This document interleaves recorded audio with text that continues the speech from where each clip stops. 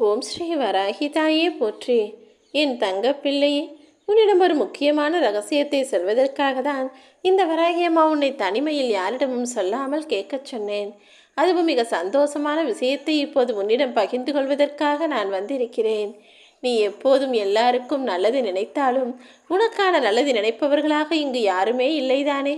அதனால்தான் நீ உனக்கான நல்லது நடக்கப் போகிறது என அதை அடுத்தவர்களிடம் சந்தோஷமாக பகிர்ந்து கொள்ளும் போது கூட அதை அவர்கள் பொறாமையான குணத்தோடும் வயிற்றெரிச்சலோடும் தானே பார்க்கிறார்கள். இனிமேலாவது எந்த நல்ல விஷயம் நடப்பதாக இருந்தாலும் அது நடந்து முடியும் வரையிலும் அதை பற்றி யாரிடமும் நீ பேசவோ பகிர்ந்து கொள்ளவோ வேண்டாம். எல்லாமே தானாக தெரிய வரும்போது தெரிந்தால் போதுமேன் தங்கமே. நீ நல்லது நினைக்க போய் மிகவும் சந்தோஷத்தோடு உனக்கான ஒரு விஷயத்தை சொல்லும்போது அதை கேட்பவர்கள் அதே மாதிரி கேட்பதில்லை. எதிர்மறையான யோசனைகளோடு உனக்கெல்லாம் ஏன்தான் நல்லது நடக்கிறதோ என நினைக்கும் போது உனக்கு நடக்க வேண்டிய நல்லதும் அங்கு தடைப்பட்டு போகிறது என் தங்கமே.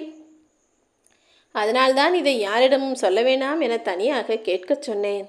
உன்னுடைய விருப்பங்கள் நிறைய இருக்கிறது. நித்தமும் ஏதாவது ஒரு விஷயத்தை நீ என்னிடம் வேண்டுதலாகவும் பிரார்த்தனையாகவும் கேட்டுக்கொண்டுதானே இருக்கிறாய். அதில் மிக முக்கியமான 2 ஆசைகளை உனக்காக நான் நிறைவேற்றி தரப்போகிறேன். உன் வாழ்க்கைக்கு எது முக்கியமாக வேண்டுமென என்னிடம் கேட்டாயோ, எதில் உன்னுடைய சந்தோஷமும் திருப்தியும் மனநிறைவும் இருக்கிறது என நினைத்தாயோ, எதை கொடுத்தால் உன் வாழ்க்கை மிக திருப்திகரமாக நிறைவானதாக நிம்மதியுடையதாக இருக்கிறது என நம்பினாயோ, அதைத்தான் நான் உனக்கு நிறைவேற்றி தரப்போகிறேன். எல்லாம் தெரிந்த மாதிரி பேசும் மனிதர்கள் முன்பாக நீ எதுவுமே தெரியாதது போல் நடந்து கொண்டால் நிச்சயம் நீ புத்திசாலித்தனமாக உன்னுடைய காரியத்தை சாதித்து கொள்ளலாம். ஆம் என் தங்கமே, நீ அறிவாளி பிள்ளை, புத்திசாலி பிள்ளை, எல்லாம் சரிதான். ஆனால் அதை மற்றவர்களிடம் காட்டும்போது அவர்கள் ஏன் உனக்கு தான் எல்லாம் தெரியுமா, எனக்கு எல்லாம் தெரியும் என தன்னை அதிமேதியாகவும் அதி புத்திசாலித்தனமாகவும் நினைத்து கொண்டு காட்டிக்கொண்டு உன்னை விட உன்மீது பொறாமை கொண்ட எண்ணம் உடையவர்களாக, உன்னை விட தான் ஜெயிக்க வேண்டும் என எண்ணம் கொண்டவர்களாக அவர்கள் இருக்கிறார்கள். அதனால்தான் தனக்கு எல்லாம் தெரியும் என பேசும் மனிதர்கள் முன்பாக நீ அமைதியாக இருந்துவிடு, நிச்சயமாய் நீதான் ஜெயிப்பாய், அவர்களை உன் வாழ்வில் நான் உன்னை நல்ல நிலைமைக்கு கொண்டு வருவேன் என சொல்வதற்காக இந்த ரகசியத்தை உன்னிடம் பகிர்ந்து கொள்வதற்காக உன்னை தேடி வந்துள்ளேன் என் செல்லமே. ஒரு சில சமயங்களில் எதிரில் இருப்பவர் யார் என தெரிந்த பிறகு அவர்கள் உன் கருத்துக்கு மாறாகவும் முரண்பாடாகவும் தவறான விஷயங்களையும் சொல்லும்போது நீ கோபப்படுகிறாய்.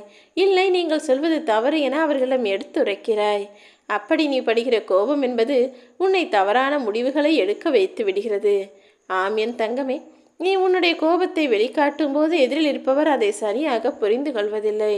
அதே போல சில சமயங்களில் உன் வாழ்க்கையில் என்ன செய்ய போகிறோம், ஏது செய்ய போகிறோம், என்னாகுமோ ஏதாகுமோ என நினைத்து நீ கொள்ளும் பயமும் உன் வாழ்க்கையில் நீ முன்னேற விடாமல் தடுக்கும் சக்திகளாக மாறிவிடுகிறது. நான் சொல்லும் சில விஷயங்கள் உன்னை நெருங்காமல் பார்த்துக்கொள். நீ தவறான முடிவுகளை எடுக்கும்படி கோபம் உன்னை ஆட்கொள்ளுவதையும் நீ உன்னை முன்னேற விடாமல் தடுக்கும் பயத்தையும் உன்னிடமிருந்து தள்ளி வைத்துவிடு. அதே போல நான் திறமைசாலி, எனக்கு எல்லாம் தெரியும், நான் எல்லாவற்றையும் சரியாய் செய்து விடுவேன் என்ற அகந்தையும் ஆணவமும் உன்னை தவறுகளை செய்ய தூண்டுகிறது. அது உன்னை நெருங்காமல் பார்த்துக்கொள். சோம்பேறித்தனமும் சோம்பலும் உன்னுடைய லட்சியத்தை நீ அடைய விடாமல் தடுக்கக்கூடிய விஷயங்களாக இருக்கிறது. அதையும் கொஞ்சம் குறைத்துக்கொள் என் தங்கமே. நீ அடுத்தவர்கள் மீது கொள்ளக்கூடிய எண்ணமும் அடுத்தவர்களை பார்த்து வைக்கக்கூடிய யோசனையும் பொறாமையாக இருக்கிறது என்பதை நீ அறிவாயா? உன்னை விட 4 பேர் நன்றாக இருந்தால், உன்னை விட அவர்களிடம் அதிகமாக பொன்னோ பொருளோ வசதியோ இருந்தால் அதை பார்க்கும்போது உன்னையும் அறியாமல் ஒரு பொறாமை குணம் வந்து போகிறது. அது மற்றவர்களை உன்னை நோக்கி வெறுக்க வைத்துவிடும். அதனால்தான் உனக்கு தேவையில்லாத இந்த கோபத்தையும் பயத்தையும் வெறுப்பையும் ஆணவத்தையும் பொறாமையையும் தூக்கி போடச் சொல்கிறேன். நீ எப்போதும் நேர்மையாக வாழ நினைக்கிறாய். ஆனால் உனக்கு எல்லாரும் துரோகிகளாக வந்து போகிறார்களே என யோசிக்கிறாயா? எப்போதும் நேர்மையாக வாழ நினைக்கும் மனிதர்கள் அத்தனை பேரும் துரோகிகளை கடந்து வந்துதான் ஆக வேண்டும் என்ற கட்டாயம் இருக்கிறது. உன்னை சுற்றி இருக்கும் எதிரிகளையும் துரோகிகளையும் நான் அழித்து காட்டுகிறேன். நீ கவலைப்படாதே என் செல்லமே. எல்லா சூழ்நிலைகளிலும் நீ பணிவோட கற்றுக்கோ. நீ கீழ்ப்படிய கற்றுக்கிட்டாதான் அடுத்தவர்களை கட்டளையிட்டு அவர்களிடம் வேலை வாங்கக்கூடிய பதவி உயர்வு உனக்கு தானாக வந்து சேரும். எல்லாம் உன் நன்மைக்காக தான் சொல்கிறேன். எப்போதும் எல்லாரிடத்திலும் பணிவாக நடந்துக்கிட்டினா உனக்கு கிடைக்க வேண்டிய விஷயங்களெல்லாம் தானாகவே உன்னை தேடி வந்து சேரும். ஏன்னா உனக்கு தெரியாமலே உன்னை பல பேர் கண்காணிச்சுக்கிட்டு தான் இருக்காங்க. நீ வேலையை எப்படி செய்கிற, உன்னுடைய திறமை எந்த விதத்தில் இருக்குது, உன்னுடைய முன்னேற்றம் எந்த வகையில் இருக்குது, நீ உனக்கான விஷயங்களையெல்லாம் எப்படி கையாளுற எதிர்கொள்கிறன்றத உன்னை ஒரு சிலர் நீ அறியாமலேயே பார்த்துக்கிட்டு தான் இருக்காங்க. அவர்கள் உன்னுடைய பணிவையும் துணிவையும் தைரியத்தையும் திறமையையும் ஆற்றலையும் தகுதியையும் பார்த்து நிச்சயமாக உன்னை நல்ல நிலைமைக்கு கொண்டு வருவாங்க என் செல்லமே.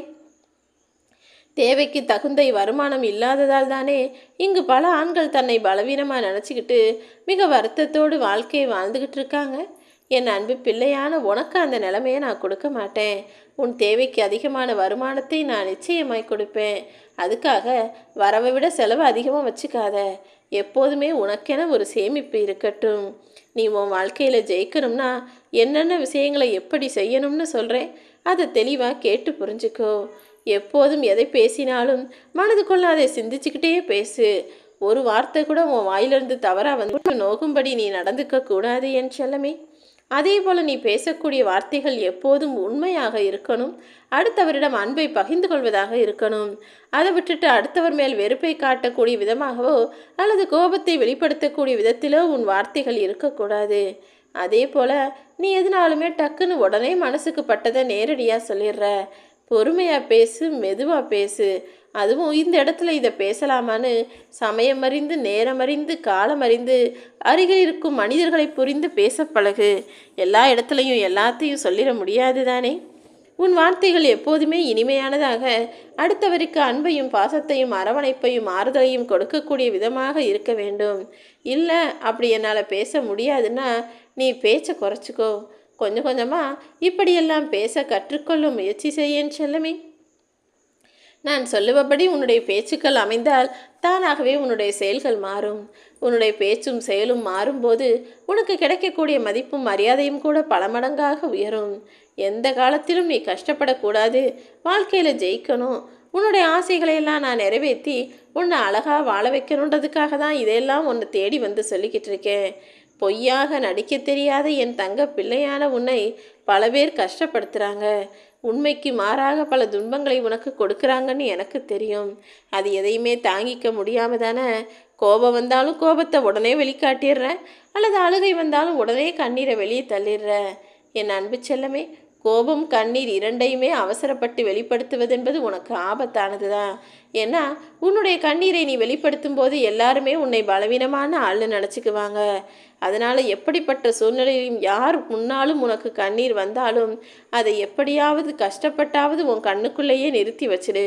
கண்ணீரை வெளிக்காட்டி உன் பலவீனத்தை அடுத்தவருக்கு தெரியப்படுத்திட வேணாம். நீ எப்போதும் தைரியமான ஆளாக இருக்கணும், துணிவு கொண்ட ஆளாக இருக்கணும். உன்னுடைய கோபம் என்பது உன்னை அடுத்தவர்களை வெறுக்க வைக்கும் ஆயுதமாக நீ வைத்து கொள்வதற்கு பதிலாக உன்னை பாதுகாக்கும் கேடயமாக கோபத்தை உன் கட்டுப்பாட்டில் வச்சுக்கிட்டினா நீ நிச்சயம் நல்லா வருவ.